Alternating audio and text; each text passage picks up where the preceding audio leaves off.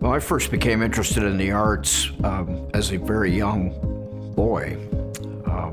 Some of the younger people in the audience won't remember the days before TV, but there was not a TV in my household until I was 11 years old.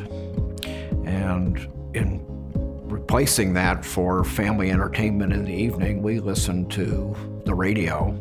And my parents in particular loved to listen to classical music. So I grew up in the early days listening to classical music. So I started taking piano lessons at age 5, quit when I was in high school when I could finally assert myself because I knew I was never going to be a great pianist. If you're around them for a while, you'll notice that they have a very deep love and commitment to each other, which is noticeable in very subtle and small ways. And that's a privilege to be around and see after 50 years together. It's really quite something. And I'd say that love and commitment filters through to most everything that they do. Well, we decided to become patrons of the arts because we were active participants in the arts and from an audience perspective. We've attended the theater, the opera, the symphony.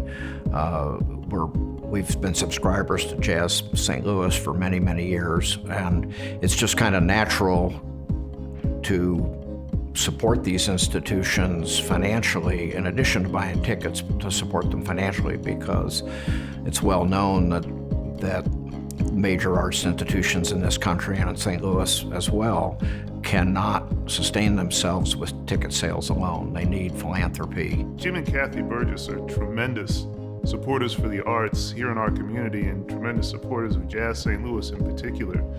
There have been a few times in our history where we really needed some people to step up. One time was when we were doing a campaign to help retire some debt so we'd be ready to move on with our capital campaign, and they were among the first to step forward to help. And then once we got into the actual capital campaign, once again they showed their leadership by stepping forward and being among the first people to really signal that they were going to make a significant investment. My favorite art form is theater. I was active in high school in our theater group and enjoyed some very fun roles. Most were musicals. I was a member of the choir in high school, so I got to sing. Thought I was a great singer and thought perhaps one day I would be a star.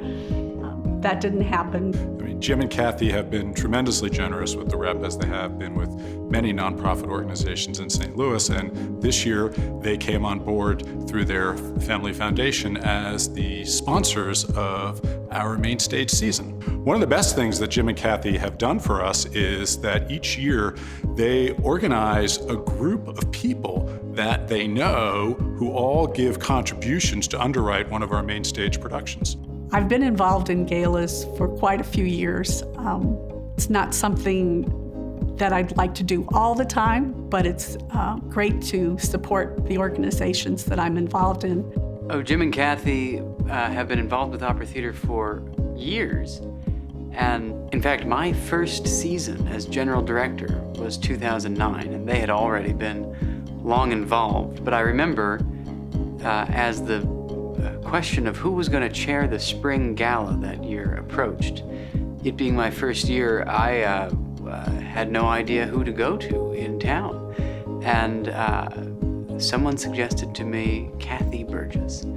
And I asked Cathy Berges if she would chair the gala, and she was an enthusiastic yes. But Cathy and her co-chair, Veronica McDonnell, pulled off a beautiful and successful gala for opera theater for my first year in the job. And so from that point alone, I'll be eternally grateful. I'd like to thank the Arts and Education Council for this award. We do what we can to help the arts in St. Louis.